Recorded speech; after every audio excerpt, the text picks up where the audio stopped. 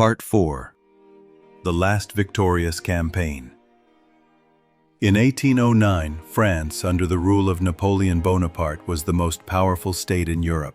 But the emperor's invasion of Spain and Portugal the previous year had not been the easy victory he'd expected. And now, with many of his best troops and commanders tied down in Spain, an old enemy was preparing to challenge France once more. The court of Vienna is behaving very badly. It may have to pay for it. Napoleon to Joseph, 15th January, 1809. Austria had been preparing for war with France since its humiliating defeat at Austerlitz in 1805. Now, with Napoleon distracted by Spain, the promise of British financial subsidies, and a supporting offensive in northern Europe, the time seemed right to strike. This time, Austria's army would be led by Archduke Charles, Emperor Francis's younger brother. At 37, he was 2 years younger than Napoleon, but he already had 15 years of experience in high command. And he had learned the lessons of past defeats. He'd begun to reform the Austrian army along French lines, imitating Napoleon's corps system and introducing new tactical regulations.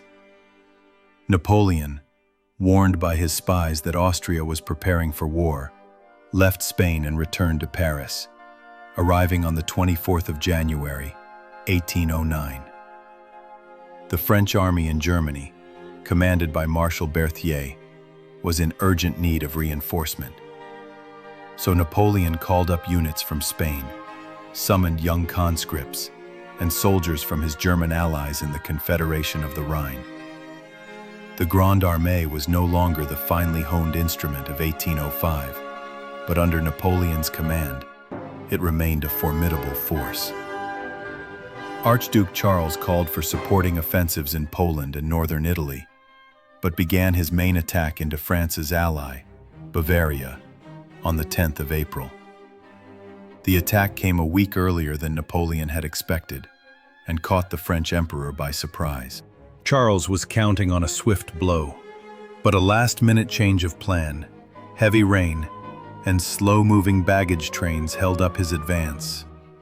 Marshal Berthier was a brilliant chief of staff for Napoleon, but was a hesitant and indecisive field commander. His forces were too widely dispersed, and Marshal Davout's Third Corps was dangerously isolated at Regensburg. Charles ordered his army to converge on it and destroy it. But, on the 17th of April, Napoleon arrived at Donover to take personal command. He immediately ordered Davout to withdraw from his exposed position. But it was too late for him to escape without a fight.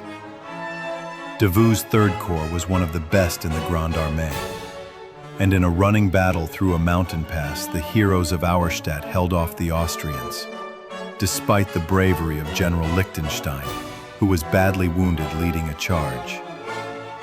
Three Corps was able to escape the encirclement. The Battle of Teugn-Hausen was the start of Napoleon's four-day campaign. First, he used Marshal Lefebvre's 7th Bavarian Corps and Marshal Lannes' Provisional Corps to split the Austrians.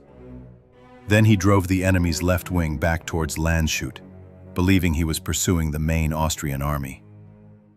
The French and their German allies stormed the town's bridge and won a hard-fought victory. But Napoleon realized that Archduke Charles was not at Landshut, and that once more he'd left Marshal Davout to face the main enemy force. Leaving Marshal Bessières to pursue the Austrian left wing, Napoleon swung north, catching the Austrian Fourth Corps at Egmul.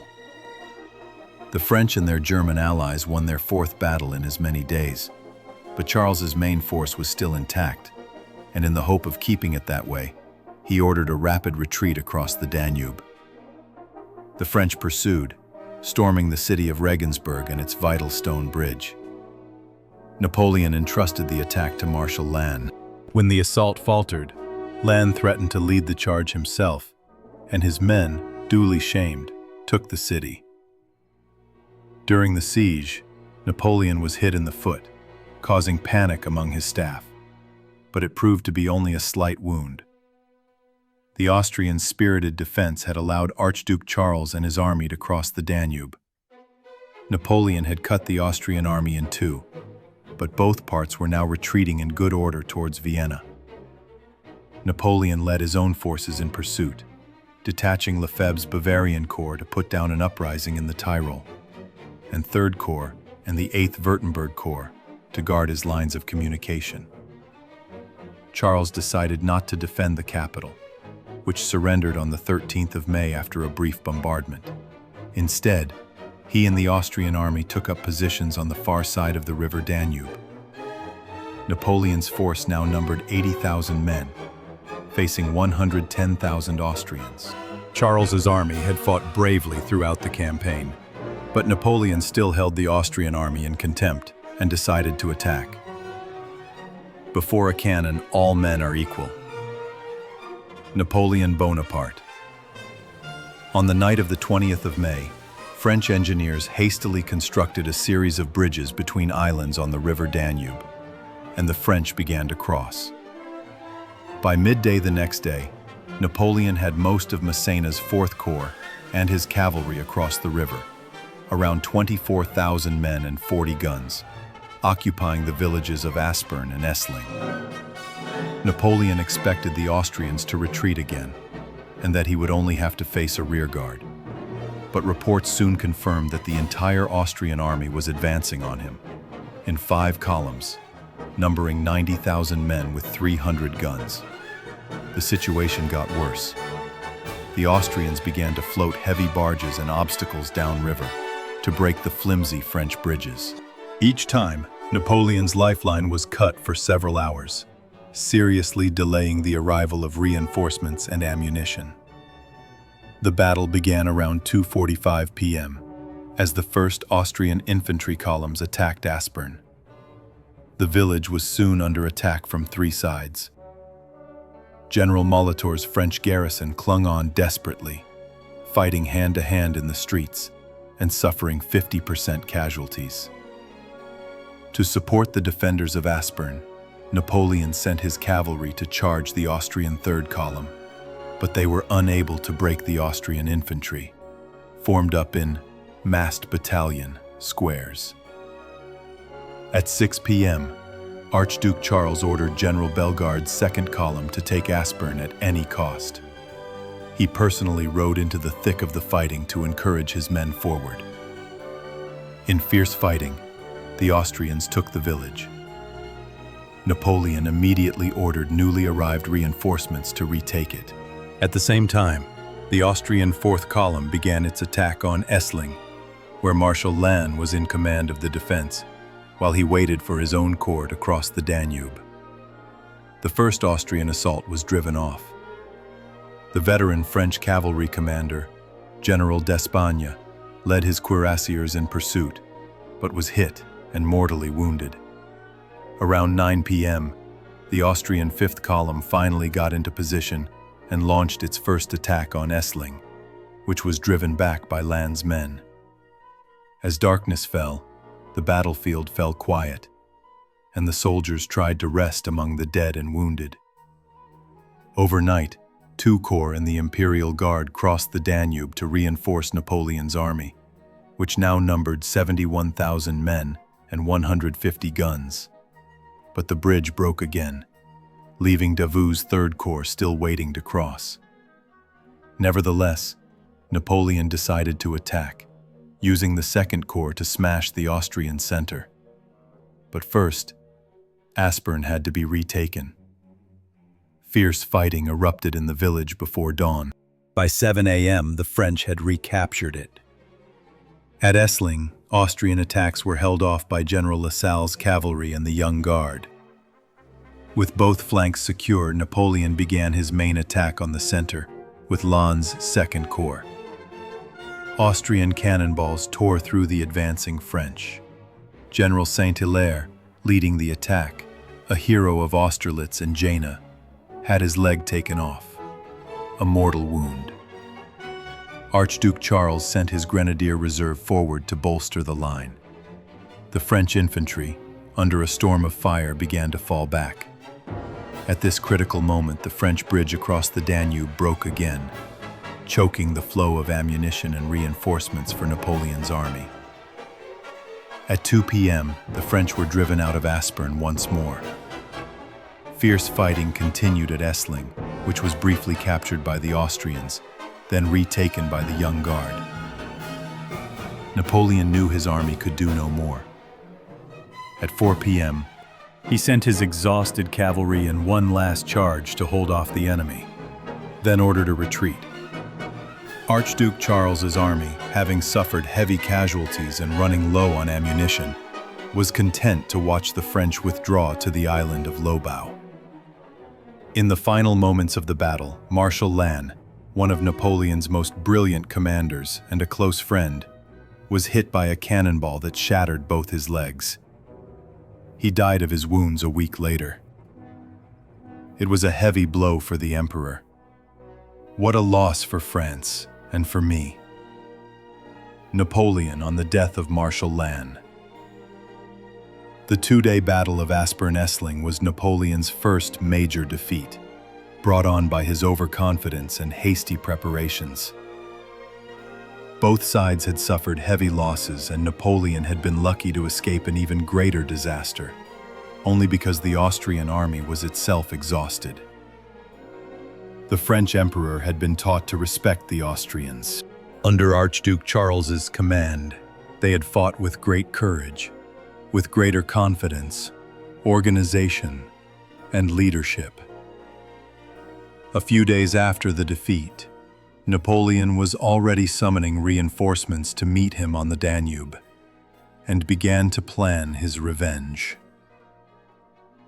In May 1809, the Austrians had defeated Napoleon's army in the bloody Battle of Aspern-Essling. His enemies took heart. After years of French military dominance, it seemed the tide was finally turning.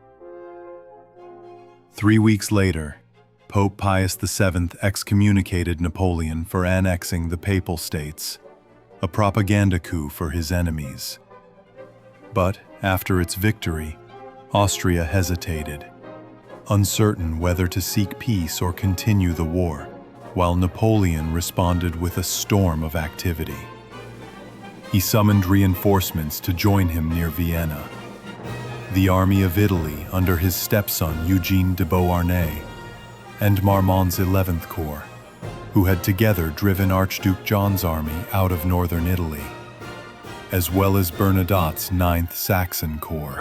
Napoleon's army swelled from 90,000 to 164,000 men and 544 guns to face Charles's 128,000 men and 414 guns. 6 weeks after his first attempt ended in defeat, Napoleon ordered his army to cross the river once more.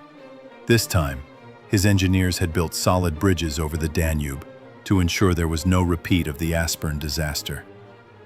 For the French army, Napoleon declared, the Danube no longer exists. The stage was set for the largest battle yet seen in European history. "It's a good job you're not any taller," Napoleon to an officer whose helmet was knocked off by a cannonball. On the evening of the 4th of July, in heavy rain, the French began to cross from the island of Lobau, not to the devastated villages of Aspern and Essling, but east to Groß-Enzersdorf, which was soon set ablaze by French artillery. Archduke Charles had left only a small screening force to delay the French. By dawn, Massena's 4th Corps and Oudinot's 2nd Corps had pushed them back, winning space for the French army to deploy. By 1 p.m., Napoleon was ready to begin his advance across the 6-mile-long plain of cornfields, facing the Austrian position, a steep escarpment known as the Wagram, 100 meters high behind the Russbach stream. General Lasalle's light cavalry and Massena's 4th Corps moved out to the left to protect the flank. Oudinot's 2nd Corps and Davout's 3rd Corps advanced towards the Wagram. Bernadotte's Saxon Corps and Eugene's Army of Italy held the center. At 6 p.m., uncertain of the enemy's strength, Napoleon ordered a full-scale assault on the Wagram heights. But his army met determined Austrian resistance all along the line. By dusk, the 9th Saxon Corps had fought its way into the village of Deutsch-Wagram. The Saxon infantry wore white uniforms, like the Austrians, and as darkness fell, they were mistaken for the enemy and fired on by their own allies. The Saxons panicked and fled with heavy losses. Napoleon's attempt at a quick breakthrough had failed. That night, both armies slept in the open, while Charles and Napoleon planned their next moves. On the second day, Napoleon planned for Davout's Third Corps to lead the attack, turning the Austrian flank, while his other corps pinned down the enemy with local attacks. But to the Emperor's fury, he learned that, last night, without orders, Marshal Bernadotte had withdrawn his shattered Saxons from Aderklaa, which was now occupied by the Austrians. Aderklaa was a key strongpoint in the center of the battlefield. Napoleon ordered its immediate recapture, but a French and Saxon attack failed with heavy losses. The Austrians had their own problems.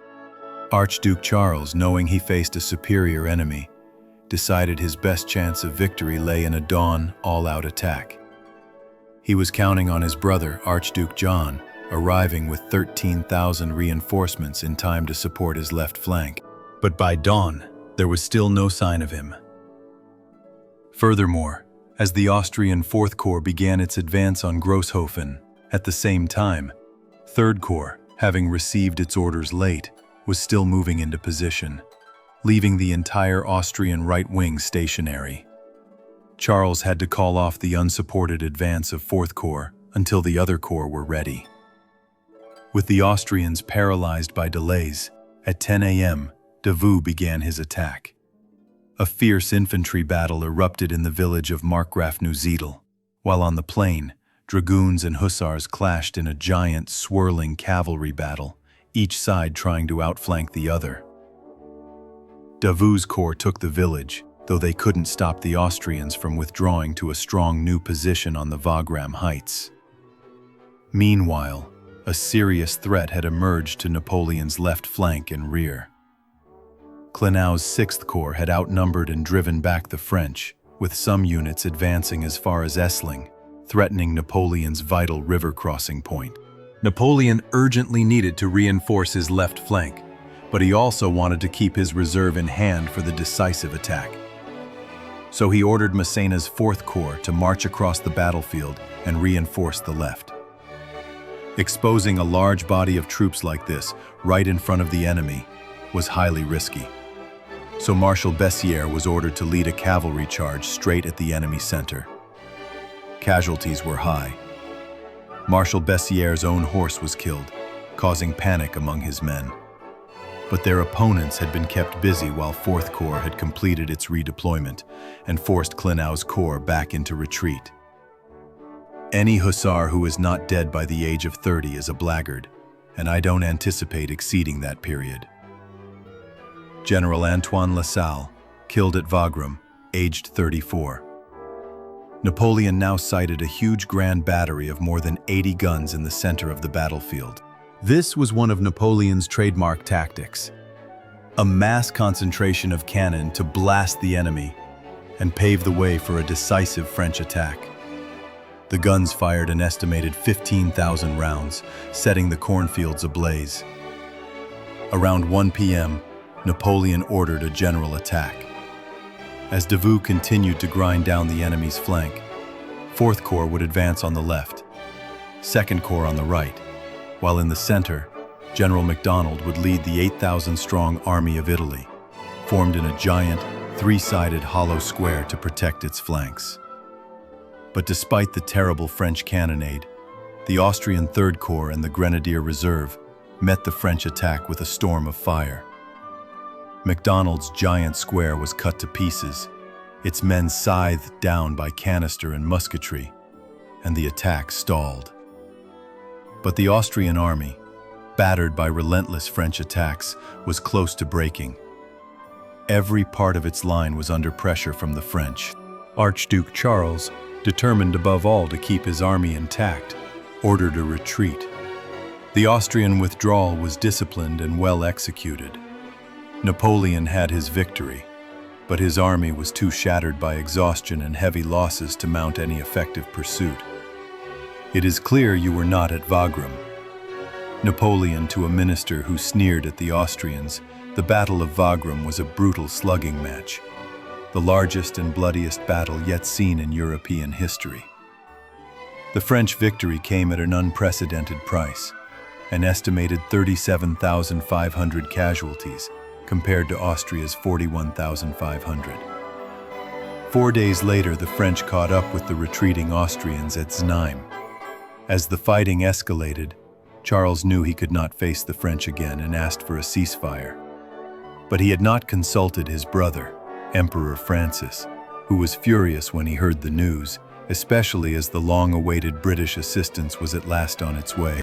3 weeks after Znaim, the largest amphibious force Britain had ever assembled, 35 ships of the line and 39,000 troops landed on the island of Walcheren on the Scheldt estuary. Its aim was to destroy French warships and naval dockyards, but after the successful bombardment and capture of Vlissingen, the British commanders let the opportunity slip from their grasp. Their force was pinned down by the French on the marshy Dutch coast, where it was ravaged by fever and dysentery. Around 4,000 men died. Many more were left permanently disabled. The survivors were evacuated back to Britain in December. Emperor Francis, informed of the British failure and persuaded by his generals that Austria could not fight on, made peace with Napoleon. In October, Austria signed the Treaty of Schönbrunn, ceding territory to the French Empire, Bavaria, Saxony, the Duchy of Warsaw, and Russia. In all, the Austrian Empire was stripped of 3.5 million subjects, forced to pay an indemnity, limit its army to 150,000 men, and join Napoleon's continental system, meaning an end to all trade with British ships and merchants. Meanwhile, Archduke Charles, one of Napoleon's more able opponents, was bitterly told by his brother, Emperor Francis, that he would never hold a command again. Napoleon had won another crushing victory, but there were worrying signs for the French emperor. His enemies were learning, while he would increasingly have to rely on young conscripts to fill the gaps left by the veterans killed or wounded in his campaigns. Few could have guessed in 1809 that Napoleon had just fought his last victorious campaign. Thanks for watching.